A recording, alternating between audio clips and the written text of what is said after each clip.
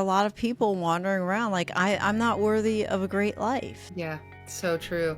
Yeah. I believe that that is rooted somewhere back in your past. And if you can be in a safe enough context with somebody that you really feel like you trust to help hold some space for you. And I think eventually we can get good at just doing this on our own, but sometimes it takes being with somebody that can help walk you through it. Welcome to the Small Steps, Big Wins podcast. I'm dedicated to helping you take control of your life. Together, we'll explore practical tips, expert advice, and inspiring stories to help you overcome obstacles and achieve your goals. Making small changes is possible and can lead to big results. Are you ready? Let's go do this. Hey, welcome back to another episode of the Small Steps, Big Wins podcast. I'm Sue Saller, and I'm so glad that you are joining me today. I would like to welcome Talie Davis Weir to the show today. Talie is a certified life and personal development coach who loves to help people design their life on their terms, centered around joy. I love that. I cannot wait for our conversation. Talie, welcome. Thank you. Good to be here with you. Thanks for the invitation. Oh, you're so welcome. Share a little bit about yourself, and then we're going to go from there. Yeah, so my name's Talie. Like Sue said, I'm a life and personal development coach. I specifically love running alongside leaders as a coach to really help draw out of them what is most truly in them, help them come alive to what they're made for, help them flourish, get really in alignment with what is in their heart, the thing that they feel most created to do and be in the world, and to have the kind of impact that they want to have. And really, I think when we are living in that alignment with our purpose, with who we most truly are, what comes out is joy. And so we have a life that we love living, and we have a life that's really making a huge difference in the lives of other people. I love that. Well, first, let's start off with, what does it mean to you to have a life that's rooted in joy?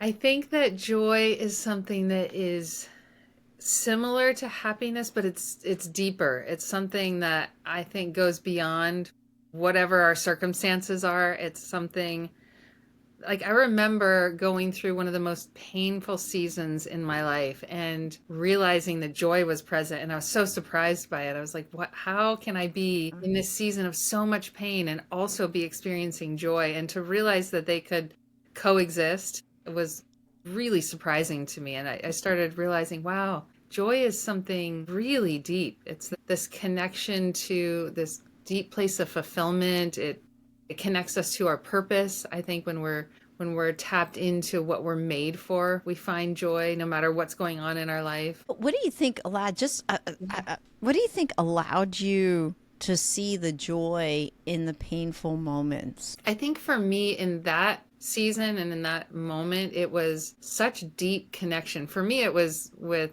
God. I felt like, oh my gosh, there's like this deepening intimacy with my Creator in a way that I was just like, man, there's such sweet comfort and connection in this place, even though there's a lot of pain. It was really beautiful. And I was like, oh my gosh. And so many gifts. Like, I was just feeling so grateful in that season of my life, even though it was really hard. There were so many beautiful gifts showing up in my life. So much support and connection with friends. So I think deep gratitude was a piece of it. I think I was finding in that season a lot more of what was in me to give to the world, so that place of purpose. So yeah, connection and gratitude and connection with source, connection with my own heart. There was so much beautiful healing happening in my own heart, purpose. So yeah, I think a lot of those were pieces that connected me to joy. Yeah, it's a great question. You started talking about the difference between joy and happiness. I don't think I let you finish, so I want you to continue on that. Gosh, I don't remember exactly what I was saying, but I think that it is different. Like, I think happiness is very dependent on what's happening in our life and our circumstances and what's going on around us. And I think joy transcends that in some way. Like, you can have joy in the midst of anything. I mean, it can be when everything is going great, and it can be this deep contentment even when things feel like they're falling apart. I think you really can have joy. And this is interesting, a more recent time in my life when I've gone through something really painful. Like, one of the first things I heard when I just kind of tuned in and I was praying was, this pain is deepening your capacity for joy. And I could just see almost like this well being dug.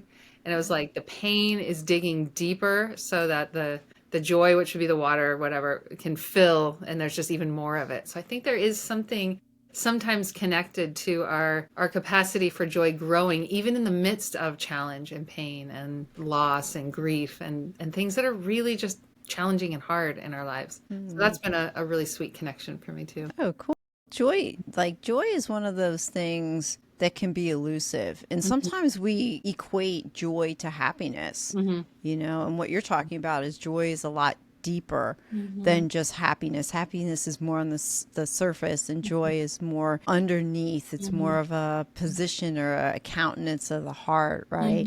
So joy can be elusive to some people as well. And we're told, I know from a spiritual perspective, I was Christian in the Catholic Church a long time, and we're told to be joyful in all things, but that can be really, really, really challenging. You talked about gratitude being one of the underlying things that fuel your joy. Can you think of anything else or small steps that one can take to find joy in their life? Yeah, I think there are lots of little things that we can do to just kind of begin pivoting into joy. And some of them for me, first, sure, gratitude is one that I think when you are focusing on the gifts and what there is to be grateful for, you can't in that moment simultaneously be feeling like a victim or feeling stuck or feeling immense pain. It's like whatever you give your attention to, it's almost like taking a magnifying glass and putting that over it. And so that's what gets bigger. So what we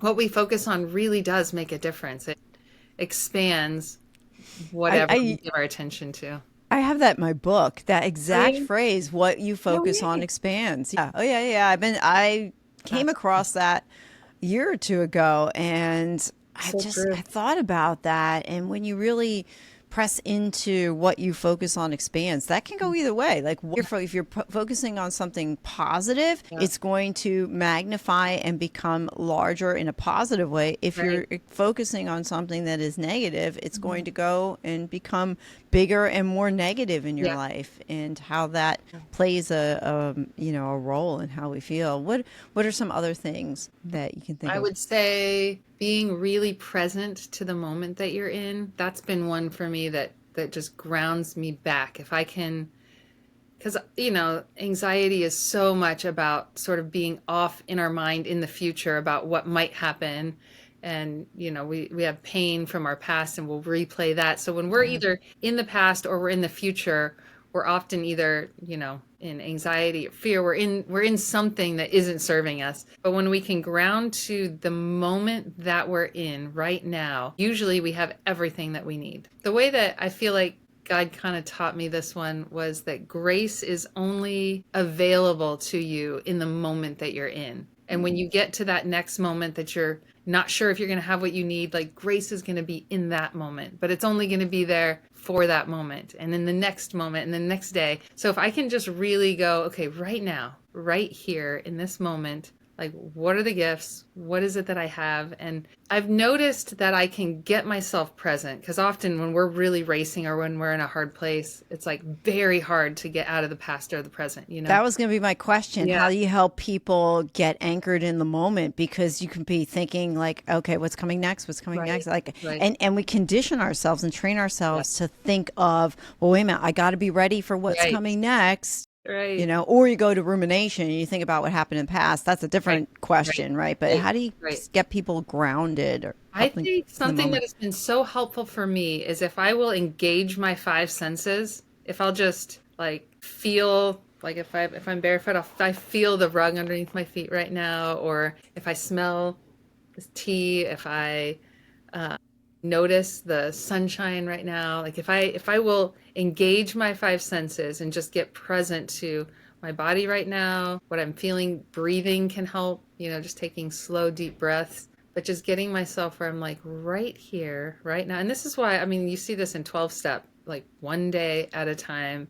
That's why it works. It's like it grounds you back to right now. Right now I have everything that I need. I'm okay. There's grace for this moment for me. There are gifts in it. There are things that I can tap into right now, no matter what's going on, that I'm grateful for. So I would say gratitude is one, being present to the moment is one, finding meaning in the things that you're going through. So one of the things I've learned is to change the question from like, why is this happening to me? To, okay, what is it that this is giving me right now that I couldn't get any other way? What is the gift for me in this moment? What is the invitation for me in this moment that I couldn't get without going through this exact thing? And so that, I feel like finding meaning in it, not just like I have to be in this challenge or resist the pain of this challenge, but to just be like, okay, like the quickest way through this is like not resisting it, but kind of like, okay, embracing it, and what can I get from it? How can this serve me? Because I feel like suffering doesn't have to be, or pain doesn't have to be wasted. It doesn't have to be wasted. It can all serve a very beautiful purpose. But I think we do suffer when we just stay in this place of resistance to it, or fear of it, or like, something down the line that could happen. And we spent all of this time in fear about it, or what am I going to do if this happens? And like, we spend all this time in pain and in suffering, when a lot of times those things don't even end up happening. And if they do, like, just kind of a trusting I'm going to have what I need when I get there. I don't need to do all of this resisting or preparing. Just if I can be right here in this moment, and I can also realize that all of it is a gift, or gifts in all of the pain for me, I think that helps a lot. It helps me a lot. And it's easy to forget that and just be like, no, I don't want to have this. And Yeah, right. But that, I think, is actually the suffering, is the resistance, not the actual thing we find ourselves in. Do you have an example of where you found found the joy or found the meaning in the challenge or the suffering that you had? Yeah. I mean, I think, like I mentioned, getting divorced, I think, that was the worst possible thing I could think of, at that time. And then that's the thing that I ended up going through and happening. To have, we had kids, and so having kids go through that, it was just so hard. And yet I feel like that has so profoundly shaped me in such positive ways. I feel like it's made me the coach that I am today. It's helped me have the capacity to sit with people in pain and just really be able to be there with them and for them in ways that there's no way I could have before. I would feel like, oh gosh, and now I'm just able to really be with people in whatever it is they're going through, and just feel really comfortable with their pain. And I think that's huge. I feel like I learned so much about myself. It launched me into so many places I never would have stepped into. I just would have kept, going along the route that I was going. And I'm doing something now that I feel so aligned to, that is so much my purpose and my calling, and having an impact in the world. Yeah. So let's talk about your purpose in your calling. How did you find that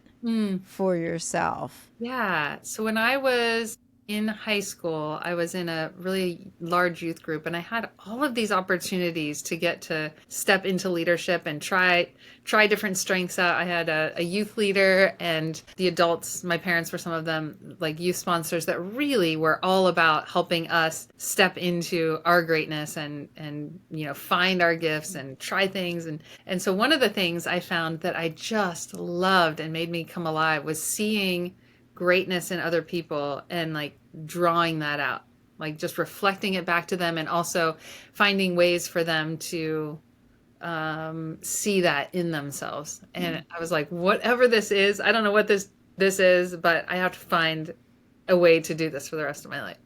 And I didn't really know what job would do that. I ended up moving into kind of ministry circles and a lot of leadership development and discipling people, which really is coaching.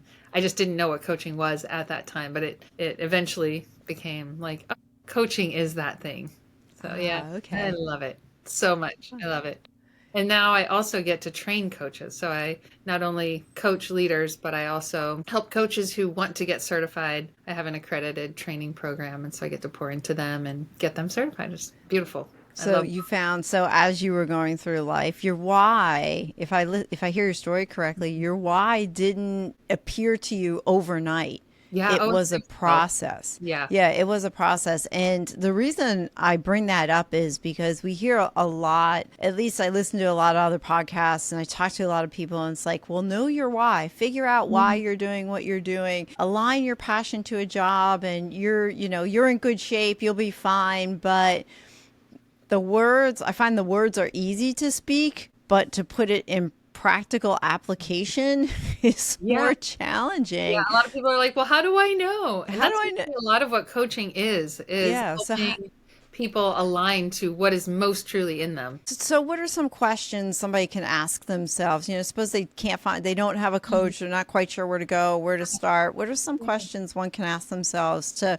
start teasing out this, if they don't feel like they're not in their calling, they want to find their calling, they want to find their purpose, find their why. What are some things they can ask? Well, I think looking at clues when you just scan your life and you think about the times when you felt most alive, the things that you do that actually give you energy. When you get done doing it, you feel more energized than before you started. Places that you notice that you have a lot of impact, things that bring you joy, things that if you could just spend your time doing anything, what is that thing? And a lot of times we think, oh yeah, that's probably true for everybody, but that's it's not.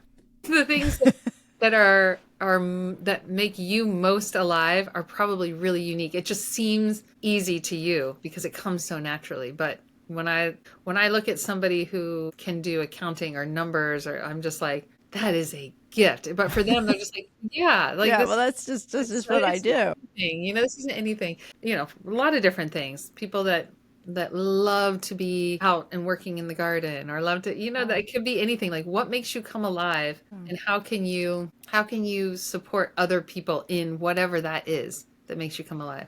How can you turn around and give that away to other people? That's not an easy question to answer Yeah, and a sometimes. lot of times we can look back on our childhood. I'm sorry, what were you gonna say? No, I was going to say, not to flip it on me per se, but I tend to be the type of person where I am a chameleon. I will try all kinds of things. I do all kinds of things. I have an extremely eclectic background. I've been a director of operations. I was a teacher for a long time. I was a financial advisor. Those are the three biggies, in addition to all the little underlying things that I used to do as a mom, and all that aside stuff when I was active in a church and stuff like that. So how do you help somebody who is literally a jack of all trades, but Well, master of none? some of that might be that you just love learning and growing in new things. You're like, oh, Yeah, I do. yes.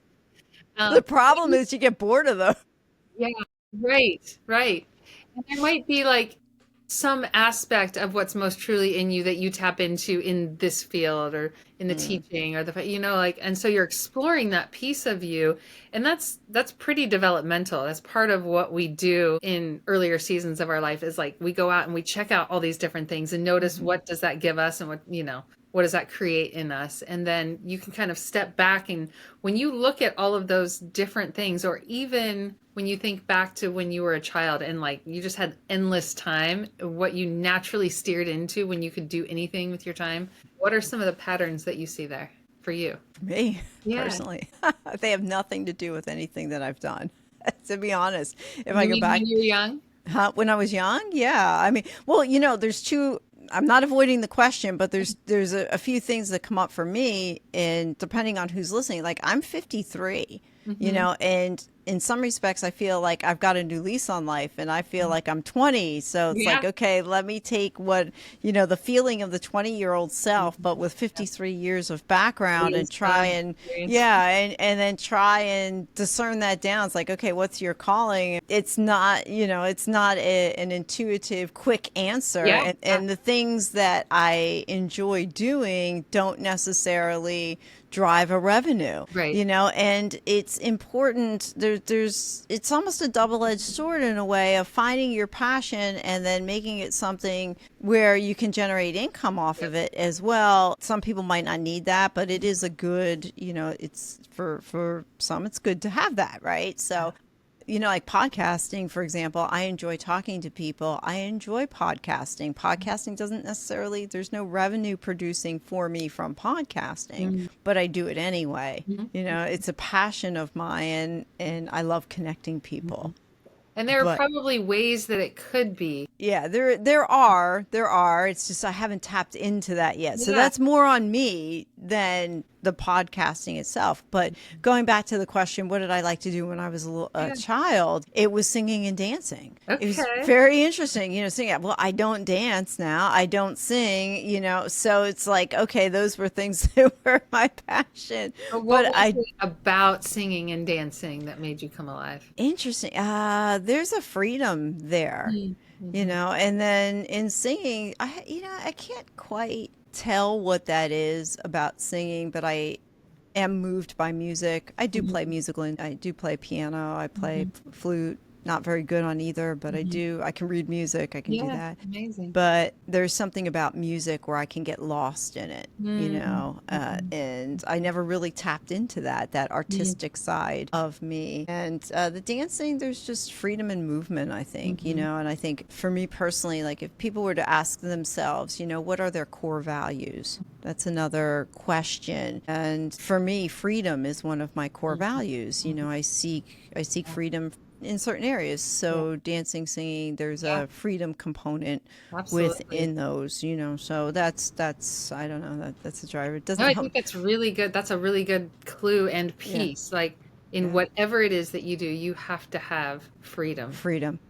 And there's something that occurs to me too, that I'll just reflect back to you in that singing and dancing. It seems like there's a willingness to be seen, which I see come through in your podcasting and maybe some of the other things you've done. Yeah. Like there's a willingness to like put yourself out there and be seen. Yeah. Yeah. Well, my coach would tell you that. Yeah.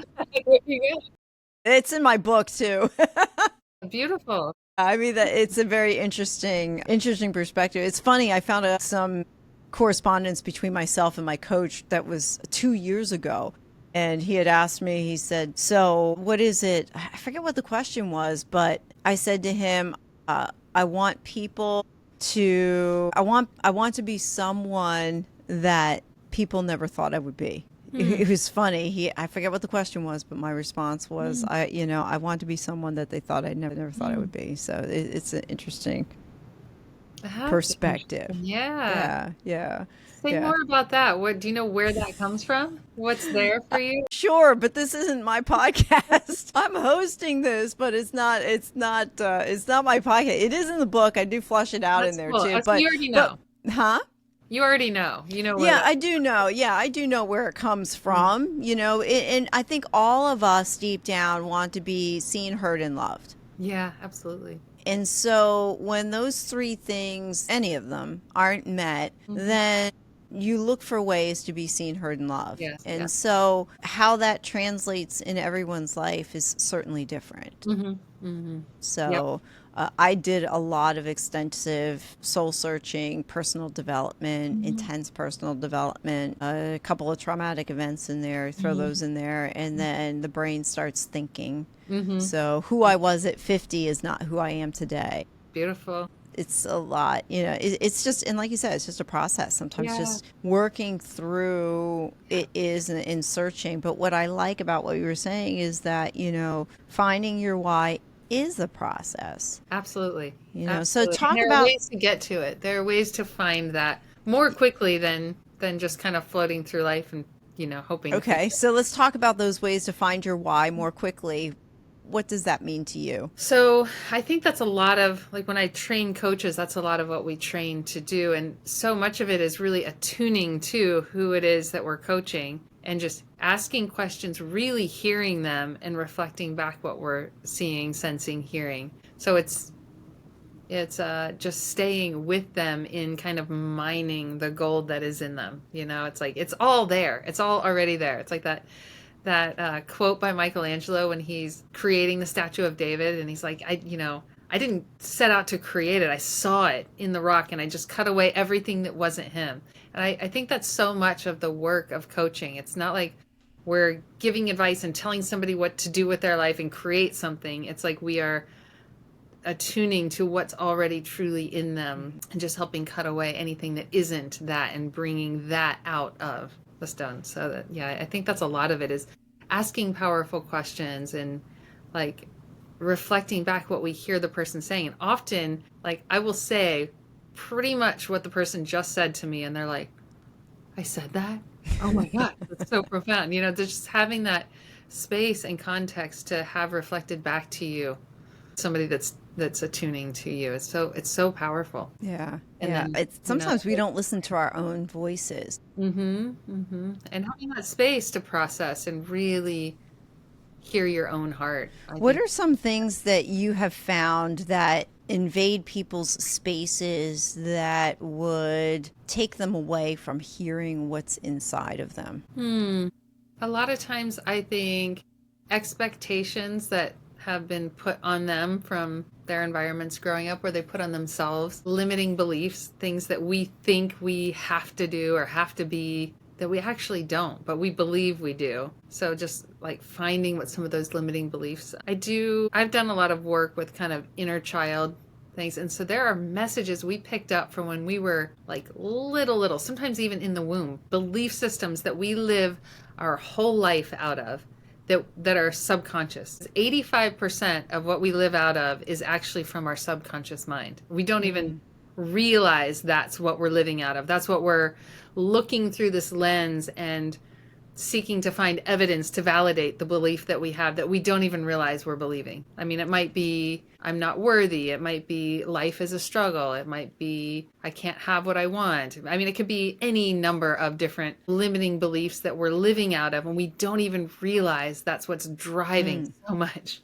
It's like so much. What are some things you do once you see those limiting beliefs? What are a few tips or tricks that you would do with clients to help them, once you've identified, help them overcome those limiting beliefs? I mean, it could be a number of different things, but I think just having it become conscious is a huge part of it. Just realize that, wow, this is the belief that I'm living out of. So some of it is helping them see the patterns, like this situation. And like if you've walked alongside a client, then you start to see patterns. And when you can say, how is this the same as this, the same as this? Like what do all these, or what is it? Because part of coaching too is this belief that I am actually fully responsible for what I've created in my life. And yes, things happen to us, but like what we pick up and believe and then live out of is eventually our responsibility. We don't have to keep living out of that.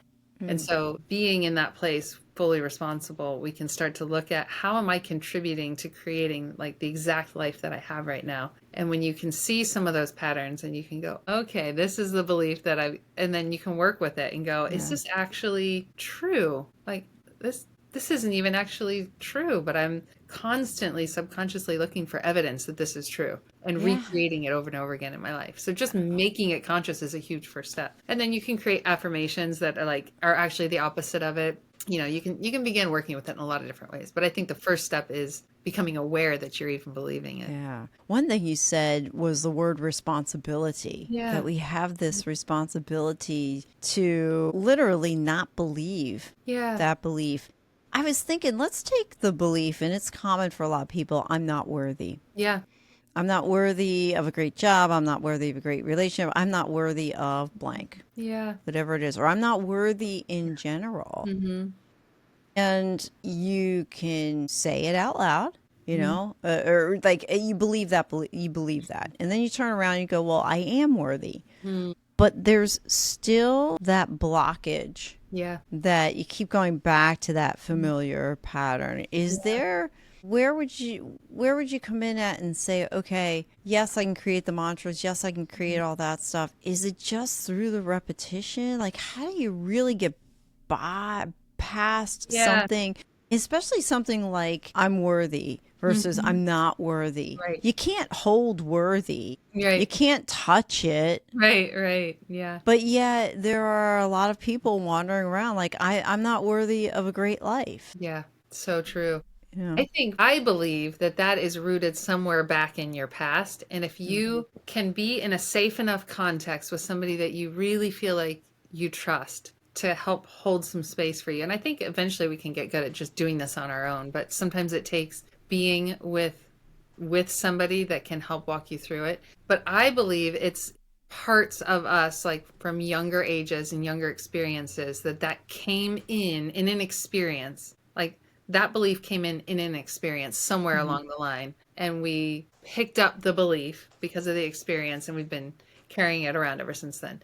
And so if we can go back and tune into that. So I'll give you an example. This is a personal example. So I was in a situation where I was feeling like a lot of confusion and a lot of this pressure. Like, I know I'm like, this person's going to ask these questions and I don't know what my answer should be. And I was like in this kind of energy of kind of like push pull energy and like confused and frustrated and pressured. And I was talking with one of my really dear friends who's also a coach. And he was like, so yeah, I can feel this push pull energy. And I'm like, yeah. And he's like, what's it? So all the thoughts that are there. Yeah, those thoughts are there. If you could set those aside and just be in like the energy in your body, what's it feel like? And it kind of felt like a boat rocking. And he's like, okay, yeah, so just be with that for a second. And if you can touch the emotion, what's the emotion? And I was like, confused. It's confused. He's like, okay, yeah, just be with that emotion for a second. He's like, okay, if we can just sort of make space for confused, just see what shows up. And right then, wow, I'm like seeing in front of me this little 5-year-old me who's just like trying to figure out like what's the right thing and like scanning and trying to figure it out and confused. And I like see myself get down on my knees. So I'm like eye level with her and just look at her in the eyes. And she's just like freaking out. And I was like, you look like you're really confused right now. And she was just like, it has a name. Like it has a name. yeah, Having somebody attune to her and name what is going on. Like they say that in brain science, if you can just name the emotion, that begins to lower cortisol levels. And like it really helps from a neurological standpoint, bring you into regulation. So I think there was something powerful in that. And that's a lot of what coaching does too.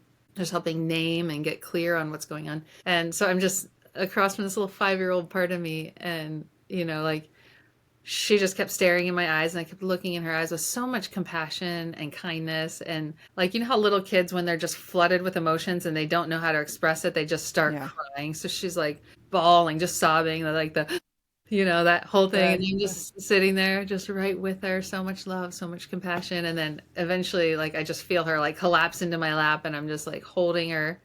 And there was an integration of something that happens in that moment when you can be really compassionately loving to yourself in those places. Like, I mean, that's all the way back at 5 years old. So at least at 5 and probably before that, I'm, you know, trying to figure out what is the right thing to do and get it right and do the, you know, and I'm like, that's so fascinating. And I think there's something very healing that integrates when we love those different parts of us. And I've had that happen with my 13-year-old self, my, you know, different stages where I picked up some belief system that at the time was really intuitive and smart and protective, but isn't serving me anymore. It doesn't serve me now. It served me then, but I don't need it anymore. And the only way to heal that is not to like scold it, like stop trying to get it right. Like, what is wrong with you? Just knock it off. You know, we see these coping mechanisms as we get older that are like, why am I such a perfectionist? Why am I such a people pleaser? Why am I so, whatever it is, like stop doing it. And years ago, I realized, oh my gosh, that part just needs to be loved. You know, I was having this, had my journal out and was praying, and I was starting to become aware of some of those places in me, my coping mechanisms. And I was like, so frustrated for a couple months there as I would see it come up. I'm like, knock it off with the perfectionism. It's so annoying. Like, stop doing it, you know, and I was kind of trying to will myself to stop doing it. And in that moment, I just felt this kind of invitation from God to be kind to that place. Like, hey, you know what? That's actually been trying to serve you your whole life. It's been trying to keep you safe your whole life. And I was like, okay. And I just wrote a letter. Like, at the time, I just said, to my false self, because I felt like that's the way that it was occurring. And I, you know, just thank you for all of the ways that you have shown up for me again and again and again and tried to keep me safe. I just want to thank you. And I also want to let you know you don't have to keep doing that anymore. Like, we have an adult on board now who's gonna handle we have an adult on board. I like that. Yeah, I mean, it really has. And, you know, like stuff comes up and then I'm like, where is that coming from? And if I can just follow it even for a second, like tune into my body, what's the energy there? What's the feeling that's there? What just kind of shows up? And it does help to have like a safe space for somebody holding that and helping you with it when you're not feeling regulated emotionally.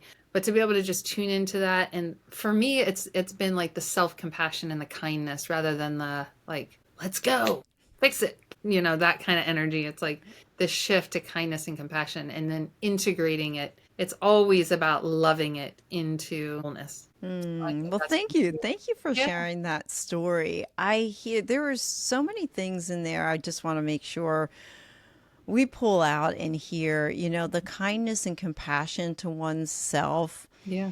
I'm going to hold that for a moment because I think a lot of people struggle there. I struggle there. For years, have not been very compassionate or kind to myself.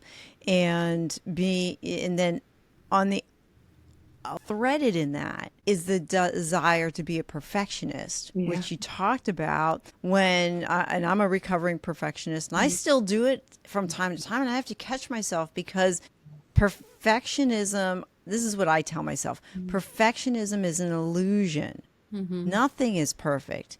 Yeah. It's good enough to be done. Is it done to the level of satisfaction that I want it to be? But that's different than perfection. Right. Right. There's a level there of upholding the integrity to yourself Yeah. that says, okay, I'm going to complete this thing, and nothing will ever be perfect, but it's done to my standard, my level, right? Yeah. And then looking at perfection and looking at what you have to accomplish from that perspective. And then the self-compassion comes in. And what I also love about your story was that you brought out the fact you can be compassionate to yourself in situations that you thought you messed up in, but that you went on the information that you had at that moment. Yeah. And when you realize that the mistakes really aren't mistakes, you just did the best you could in the circumstance that was in front of you, allows you to have that We self-compassion. all are doing the best we can. Right. And if you come at it from that perspective, I'm even thinking about in relationships when you're with the spouse, significant other, even friends, children, anybody, whoever you have, you're in contact with. If you keep the perspective of that person is coming from, they're acting on the best information that they have available to them, it allows you to have more self-compassion for yourself and for them too. Yeah. And the other thing I really liked that you talked about is curiosity. To get curious with some of these emotions that are coming up and asking yourself question, well, where'd that come from? Where did that come from? And having a safe space. Talk a minute about safe space, what that means to you. Because we hear it a lot. It's like, oh, go find, like what does a safe space mean in the context of coaching? I think it's when someone can feel that you're holding, well, one, that it's confidential. That's, I think, the first step of safety.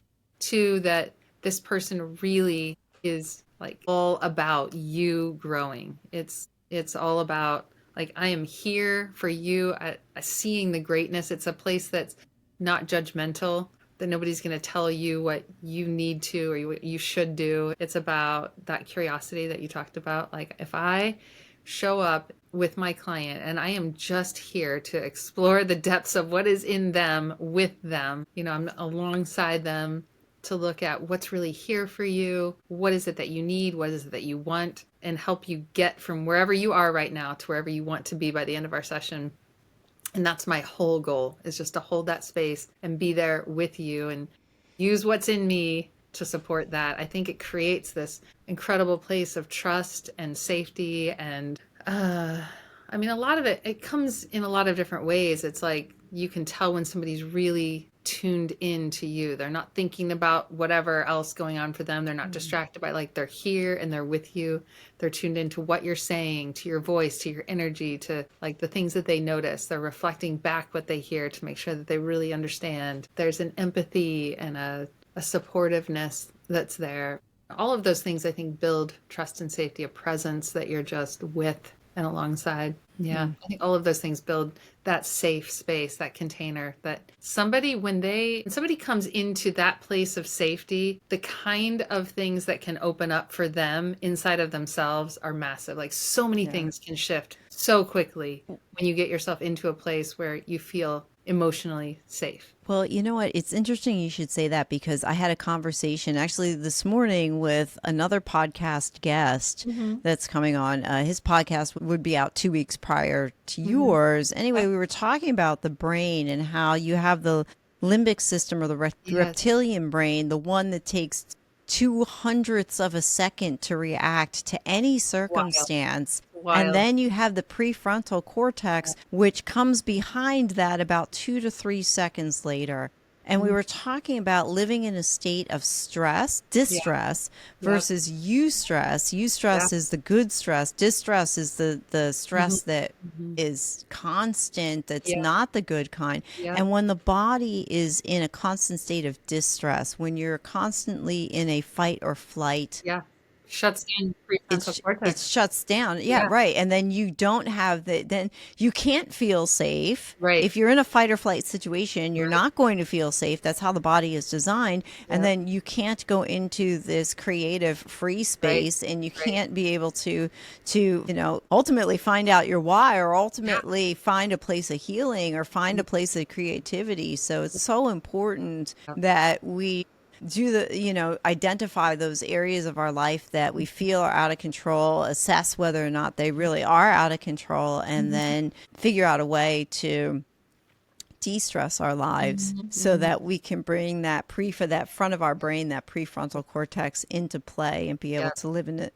at least engage creativity and that area of that when you're in that amygdala hijack, that reptilian brain fight or flight state, it's hard to really create anything. It's like you really do need safe spaces that you can regulate your nervous system and come into that alignment, body, soul, mind, and spirit. When you can get into that alignment place, so much comes out of that.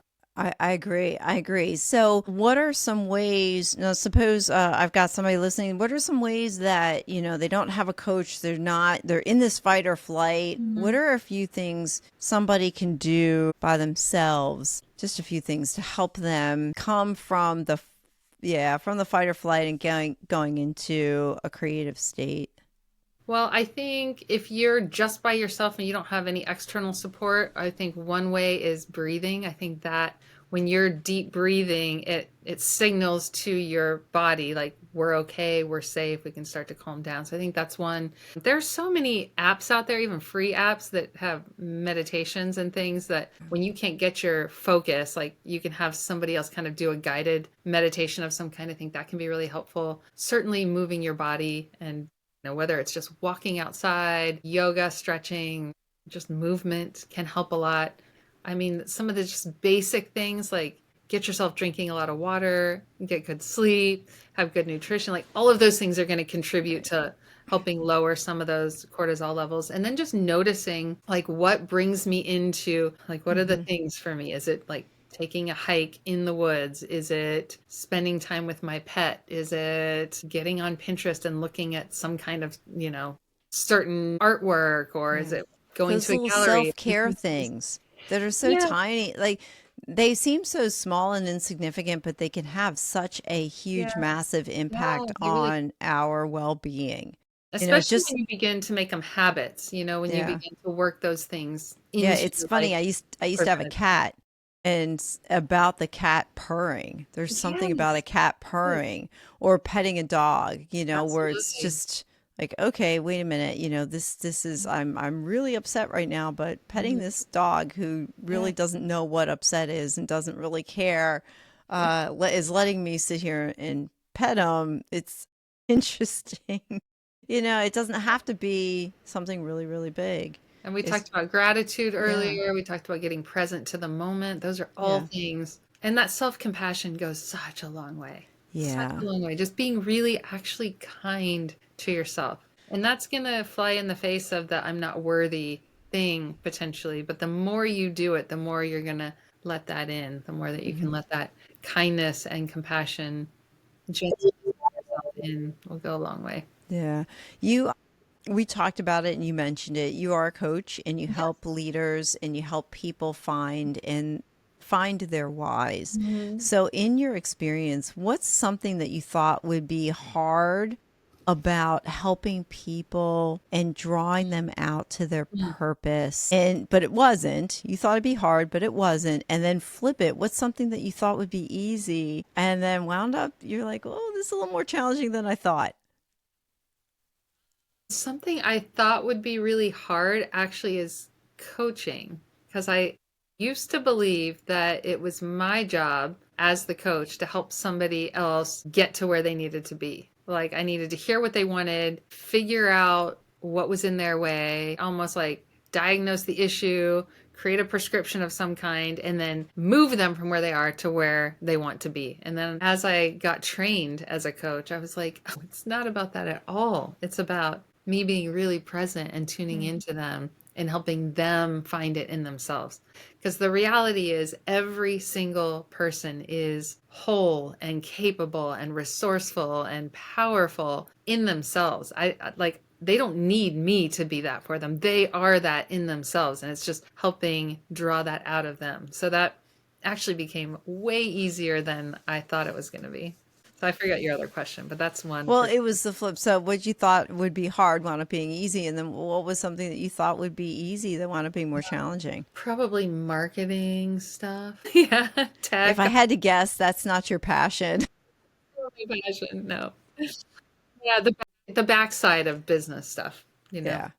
Yeah. That's always that hidden aspect of being an entrepreneur that's not always talked about. And why to have a great team, you know, like I Yeah. don't have to be in that if I get somebody else who's passionate about that and that's easy for them and I get to stay in my strength. So finding people to complement your weaknesses with their strengths, I think is Yeah. really, Yeah. I mean, that's the key, right? To growing and getting it, not even getting bigger, but just allowing yourself the space to expand and to really operate into your full potential yeah. when you let go of those things that you're really not that good at and you find Yeah. somebody else who's really good at that thing.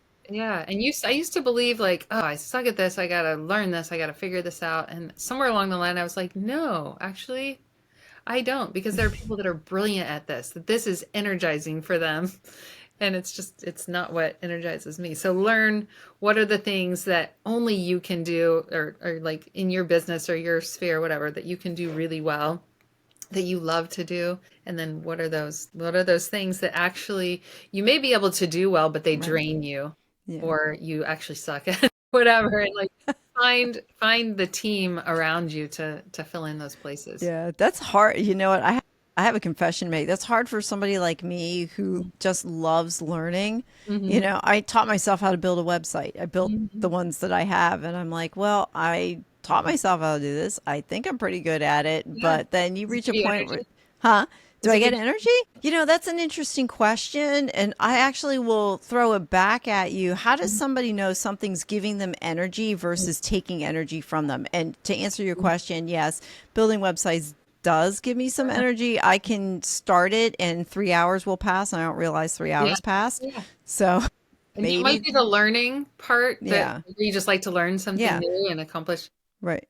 So back to the question, how can somebody identify whether something is giving them energy or taking energy from them? Like, I know that coaching is my thing, because when I get done with a session, I feel more alive. I have more like, let's go kind of feeling after a session than I do before. It's like, that's a way that I can tell. Like, I just feel lit up. I feel like I could, like, after a coaching session is the best time for me to get something done that needs to be done. Cause I'm like, all right, you know, I feel amazing. Or after a coach training, after I've like worked with coaches and trained them, like, right after that, that window is a great time for me to do something that I need a lot of energy for, because I just know consistently I'm going to feel amazing at the end of training or at the end of coaching every time. So I don't know if that explains, but when you just feel lit up, you have energy to do things, you're kind You of could like, do it all day long and it doesn't take it. matter. Yeah, Yeah. here we go. Yeah. Let's And then go. when you think about, I guess the opposite would be if you think about something Yeah. that's going to be energy zapping, it's going to Yeah. be, you probably avoid it with Yeah. You're avoidance. tired afterward, Yeah. you know, whatever. Yeah, Interesting. more drained, Yeah. tired, like need a break. Yeah. That's a Well, good sign. I'm thoroughly enjoying our conversation. Yeah. As we wrap up, I ask my Yeah. guests the same three questions that we'll start there. So, share a book or resource that's had a Oh, significant yeah. impact on you. A book that I've reread a lot of times that has really transformed me is called The Artist Way by Julia Cameron. And it's a book, but it's really a journey. It's something like you have to set some time aside and commit to it. So one of the things that goes along with that is something she calls morning pages, where you get up every morning and you write nonstop 3 pages. And she's like, you can't do it wrong. It doesn't matter what you write, just start and don't stop for 3 pages. And it's amazing what just kind of gets up and out of your brain that you're not having to carry around with you all day. Another practice that's part of it is an artist date. So you take yourself on an artist date once a week. You go by yourself. It can be anything that you want. Take yourself to a gallery. You can take yourself on a walk in nature. You can get some kind of art something out. You can refresh some decorating thing in your home, whatever. Like it could be whatever sounds fun to you, but you give yourself that kind of kind, compassionate. That's been a piece of that journey for me of being really a lot more kind and compassionate to myself. So you take yourself on an artist date once a week. And then at the end of each chapter, she has, I don't know, like 10, 12 tasks, and you pick a few of them every week that really engage whatever the topic of that chapter was. Cool. It could be something from like write a letter to someone who was really critical of you and defend yourself. It could be go through your closet and find one low self-worth outfit that you don't need in your closet and get rid of it. I mean, it could be a lot of different things, but it's just like engaging something for you. So yeah, the artist way, really powerful. Yeah. Cool. What is this is one of my favorite questions here. What is one question or topic you wish I would have asked about, and how would you have answered the question or expanded on the topic? Yeah. And I know it could go for another like 15, 20 minutes, but it's an interesting What is question. a question I wish you would have asked? Gosh. I've had people say you asked really good questions. We covered it all. Yeah. Maybe something around like, what is it that makes me so passionate about pouring into leaders and coaches? Mm-hmm. Something like that. Yeah. Go ahead. You can answer it. I would say the reason I love pouring into leaders and coaches is because they take what I pour into them and they like magnify it out. They like the ripples that go out. They make a difference in the world. Mm-hmm. So I feel like me pouring into them, it changes businesses and communities and culture, really. Like it has a profound impact because they really care about making a difference in the lives of other people. So pouring in and helping them get more aligned to who they most truly are, helping give them skills, and it makes a difference. I bet that, and as you said before, it gives you energy. Yeah, that too, for sure. As we close, what is one small step that someone can do today that's going to help them change their tomorrow?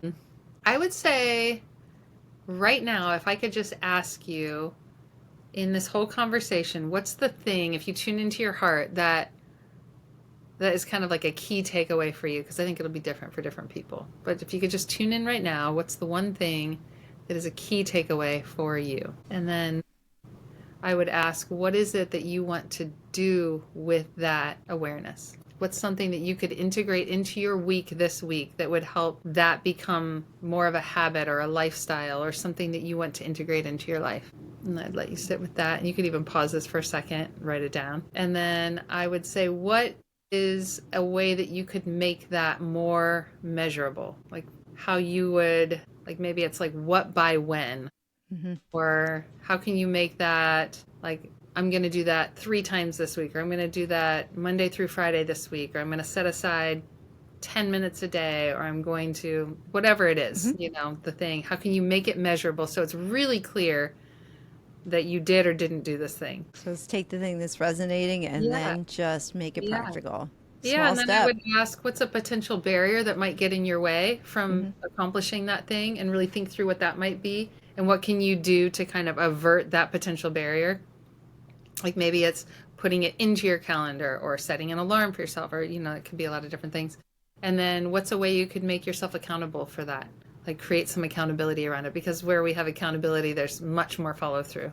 So is it telling somebody about it? Is it, I'm going to post that I'm going to do this? Is it an alarm on your phone? How can you make yourself accountable for it? And then I would ask, how do you want to celebrate yourself for just being committed to creating this thing in your week, and just acknowledging yourself and celebrating yourself for it. Oh, I love that small step. I can see really big wins coming out of that. Yeah. For somebody who actually leans in and then follows through with all of that, because there is a lot in there, and then it is a question that spurs movement in a direction. So I like that. That's how we end every small coaching steps. session. That's kind of the framework. Like, we evoke all this awareness, and then what do you want to do with it? Yeah. And kind of move through some of those different questions. What are you learning about yourself in this? What are you learning about the situation? And then how do you want to move that forward? What action do you want to get in? So then, there's a lot that happens between sessions, which is cool.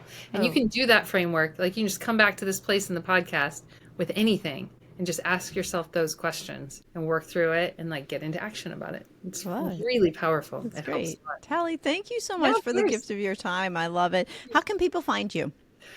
Coaching with Talie on Instagram. Let me look it up, because you might have to. It will be in the show notes too. So if you. Yeah, I just want to be able to tell you the actual, and I just took it in the other room, but let me get if I can get on it real fast. I'd love to just tell you the name. It'll be TallieDavis.com. Okay. Let me do that. TallieDavis.com is the website, and Coaching with Talie on Instagram, Talie Davis Weir on LinkedIn. Perfect. Talie, thank you. Yeah, of course. It's so good to be with you. Yeah, same here. Same here. Thanks. Of course. Thank you for listening to another episode of the Small Steps, Big Wins podcast. I value your time with me, and I seek to make every moment count. In order to make lasting change in your life, listening is usually not enough. So I want to ask you, what practical steps are you going to put into action today as a result of listening to this podcast? Remember, any step, any action, no matter how small, starts your journey to a big win. And if you're not sure where to get started, reach out to me and let's have a conversation. Until next time, love yourself, then love others. Peace.